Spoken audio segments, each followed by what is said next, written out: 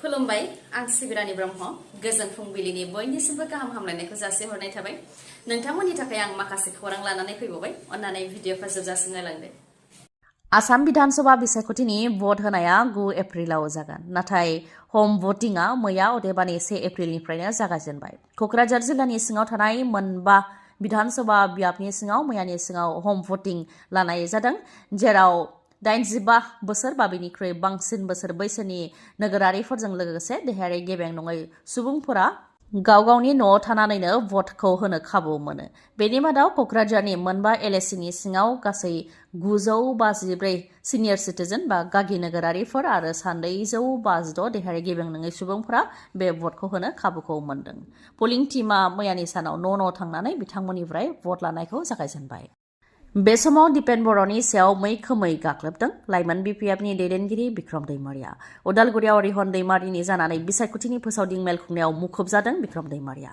उदालगुरियाव फिन दिपेन बर'नि सायाव गाग्लोबदों बिथाङा बुंथियोदि दिपेन बर'आ हारिनि जेबो खामानि मावाखै होननानै बुङोब्ला गोरोन्थि जागोन नाथाय 70% राजखान्थिनि खामानि मावबोदों बिथाङा बिटिआर गोरोबथानि समाव रायजो राजानिफ्राय भट लानो थाखाय नखर साख्रि होनो होननानै नखर सार्टिफिकेट खांदोंमोन एबसुनि दैदेनगिरिफ्रा दिपेन बर'निफ्राय बिथोन मोनदोंमोन जानो हागौ जायनि थाखाय आनसलिकनि दैदेनगिरिफ्रा सार्टिफिकेटखौ लादोंमोन बेनि मादाव दानि बिपिएफनि लाइमोन दैदेनगिरि आरो सिगांनि एबसुनि दैदेनगिरि कास्टम बसुमतारियाबो सार्टिफिकेटखौ खांदोंमन नाथाय उनाव बिथाङा नंखाय होननानै मिथिदों बेबायदि थगायदों रायजो राजाफोरखौ बेनि अनगायैबो दिपेन बर'आ एबसुनि आफादगिरि थानाय समाव गोबां खेब बर' रायजो राजाखौ फानदों बिसायख'थिनि समाव बर' हारिखौ गोबां फानदों बिथाङा एजेन्ट बायदि खामानि मावबोदों आरो बेनि थाखाय बिथाङा माबाफोर मोनदों बा दान बान्था मोनदों जानो हागौ होननानैबो अजदखौ होयो बेनिखायनो बेबायदि थगायसुला दुगामारा थिफुदला दैदेनगिरिखौ उदालगुरियाव रायजो राजाया जायगा होनाय नङा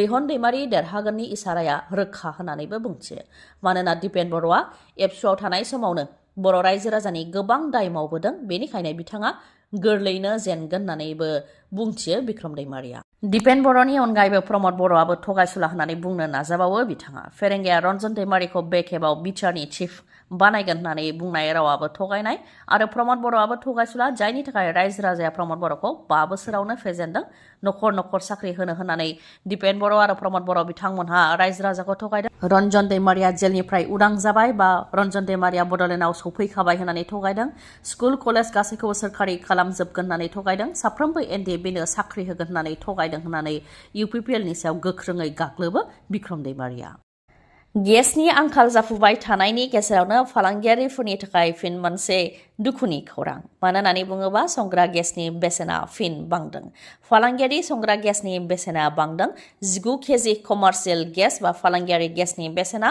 195 रां 50 फैसा बांदों न'आव बाहायग्रा गेसनि सोमोन्दै बे समाव मिथिथ'नाय जायाखै नाथाय कमार्शियेल गेसआ थांनाय 1 एप्रिलनिफ्राय बांदों दा बांनानै बा 195 रां 50 फैसा रां बांनानै दा फ्राय 2299 रां जाबाय 19 केजि कमार्शियेल गेसनि बेसेना ग्लबेल अइल प्राइस बांनायनि थाखाय बा सारा बुहुमावनो थावनि बेसेना बांनायनि जाहोनाव बे गेसनि बेसेनाबो बांदों सोनाब एसियायाव दासान्दि जुद्ध सोलिबाय थानाय बा दावहा सोलिबाय थानायनि थाखाय पेट्रल डिजेलनि बेसेन बांनाय आरो पेट्रल डिजेलनि आंखाल जानायजों लोगोसे गेस सिलिन्डारावबो आंखाल जानायखौ नुनो मोननाय जादों जायखौ नोजोर होनानै बे गेस सिलिन्डारनि बेसेनखौ बांहोनाय जादों बे समाव बयनिबो नोजोरा दिपेन बर'नि सायाव सोरबा दैदेनगिरिया दिपेन बर'खौ थगायसुला मुं होनो नाजादों सोरबाया हारि फानग्रा आरो सोरबाया इउपिपिएलआव हाबालासे बिपिएफआव हाबनो नांगौमोन होननानै बोसोन होनो नाजानायखौबो नुनो मोननाय जादों बेनि मादाव आसामनि गिबि मन्थ्रि डक्टर हेमन्त बिश्व शर्मा बिथाङाबो बुंथियोदि दिपेन बर'आ इउपिपिएलआव थाङालासे बिपिएफ दोलोआव थांनो नांगौमोन जुदि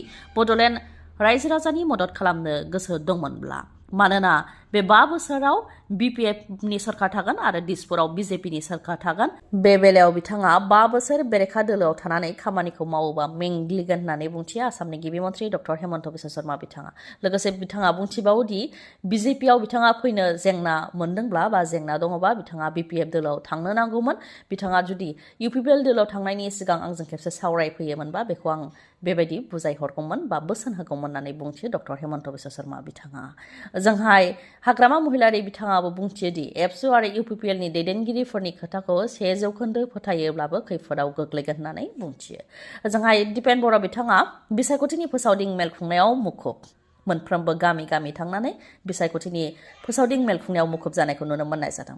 प्रमद बर'आ आंनि गुरु डक्टर हेमन्त बिश्व शर्मानि नीति आदर्शखौबो आं मोजां मोनो आरो हाग्रामा महिलारियाबो आंनि गुरु आरो आं साथाम गुरुनि मोजां गुनखौ लानानै सिगांबोदों होननानै बुंथियो दिपेन बर'आ। देरहाहोनाया रायजो राजानि बिबान। देरहायोब्ला लाइमोनफोरखौ गोख्रों खालामगोन, बिमा माहारिनि खामानि मावगोन, ओनसोल जौगानाय, लामा दालां बानायनाय, नार्सिं कलेज बानायगोन। आं 25 बोसोर बर' हारिनि खामानि मावबाय, दा आंनो खेबसे खाबु हो होननानै बुंथियो दिपेन बर'आ। तामुलपुराव प्रमद बर'आ देरहायोब्ला बाइ इलेक्शन बा उफ्रा बिसायख'थि जाफिनगोन। मानोना प्रमद बर'आ बे समाव बिटिसिनि एमसिएलए आरो रायजो सभानि एमपि जानानै दंखायो। एमएलए देरहाबावोब्ला मोनसे बिबानखौ एंगारनो नांगोन। बे खोथाखौ बुंथियो हेमन्त बिश्व शर्मा बिथाङा। फोरमायथिनो गोनांदि रायजोआव दा बिसायख'थिनि गुदुं बार। खायफा अख्रांजों खायफा लामाजों दावबायनानै बिसायख'थिनि फोसावदिं मेल खुंनायाव मुखुब जादों। थिग बेबायदिनो हाग्रामा महिलारि आरो डक्टर हेमन्त बिश्व शर्मा बिथांमोनहाबो बिसायख'थिनि फोसावदिं मेल खुंनायाव मुखुब जादों। तामुलपुराव जायनाखि बिश्वजित दैमारि आरो प्रमद बर'नि गेजेराव जुजिनाय जागोन, बेखौ लानानै गिबि मन्थ्रि बिथाङा बुंथियोदि तामुलपुराव प्रमद बर'आ देरहायोब्लाबो बाइ इलेक्शन बा उफ्रा बिसायख'थि जाफिनगोन। मानोना बिथाङा बे समाव रायजो सभानि एमपि जानानै दंखायो, बेनिखायनो बिथाङा एमएलए देरहासार जानो हायोब्लाबो बिथाङा एमएलएखौ एंगारफिननो नांगोन, जायनि थाखाय तामुलपुर बियाबाव उफ्रा बिधानसभा बिसायख'थिया जाफिनगोन होननानै बुंथियो आसामनि गिबि मन्थ्रि डक्टर हेमन्त बिश्व शर्मा बिथाङा। बेनिखायनो इउपिपिएलनि मददगिरिफ्राबो बिश्वजित दैमारिनो भट होनो नांगौ, अब्ला रायजो सभायाव प्रमद बर' थागोन आरो बिधानसभायाव बिश्वजित दैमारिया थागोन होननानै बुंथियो डक्टर हेमन्त बिश्व शर्मा बिथाङा। जोंहाय बेनि सायाव फिननायखौ होयो प्रमद बर' बिथाङा। एमएलएखौ एंगारनो थाखाय आं बादायाखै होननानै फिननायखौ होयो प्रमद बर' बिथाङा। रायजो सभानि मासिखौ आं मोनगोन होननानै मिथिनायनि उनाव बेखौ दखल खालामनाय जादों। बिधानसभा बिसायख'थिनि उनाव रायजो सभानि सिदा सोरनियाव थांगोन बेखौ थि खालामनाय जागोन होननानै फोरमायथियो प्रमद बर' बिथाङा। फोरमायथिनो गोनांथि प्रमद बर' बिथाङाबो बिसायख'थिनि थाखाय दासान्दि फोसावदिं मेल खुंनायाव मुखुब जादों। क'क्राझार बावखुंग्रि बियाबाव बिथाङा इउपिपिएल दोलोनि जानानै गोख्रोङै फोसावदिं मेल खुंदों। गासै हारि माहारिनि रायजोफोरानो ओंखारबोदों। थांनाय 5 बोसोराव जेरैबायदि गोजोन दंमोन, बे गोजोना दा गैलिया। बेनिखायनो गोजोनखौ नागिरफिननानै रायजो राजाफ्रा ओंखारबोदों आरो मददखौ होदों होननानै फोरमायथियो प्रमद बर' बिथाङा। फिन गोबां हाथियार आरो गुलिफोर हमनो हादों। मणिपुरनि थौबल जिल्लानि सिङाव थानाय कांगाबक महादेवा थिं ओनसोलाव गोबां बिबांनि हाथियार आरो गुलि बोखांनो हादों। बेनि मादाव थरनै आखाइजों बानायनाय ग्रेनेड, गंबा मेगजिन आरो 2388 गुलि बोखांनो हादों। मणिपुराव गोलाव समनिफ्रायनो गोबां हिंसायारि जाथायफोर जाबोगासिनो दङ। बेखौ नोजोर होनानै गोबां जायगायावनो गोबां हाथियारफोरखौबो बोखांनो हानाय जाबाय। अब्लाबो दासिमबो मणिपुराव सिगांनि बायदि गोजोना आबुङै गिदिंबोफिनाखै। सम सम दासिमबो हिंसायारि जाथायफ्रा जाबाय थायो। बेखौ नोजोर होनानै गोख्रों अपारेशन खालामनायाबो जागासिनो दङ। बे लेखायैनो बे गोबां हाथियारखौ बोखांनो हादों रैखाथि बिफाना। दिनैनि भिडिअ'आ एसेनोसै। गाबोन आरो गोदान भिडिअ'जों लोगो मोनफिनबावगोन। नोंथाङा दासिमबो आंनि चेनेलखौ साबस्क्राइब खालामाखैबा अन्नानै साबस्क्राइब खालामदो, लोगोसे लाइक, कमेन्ट आरो शेयार खालामनो दाबाव। गोजोन्थों।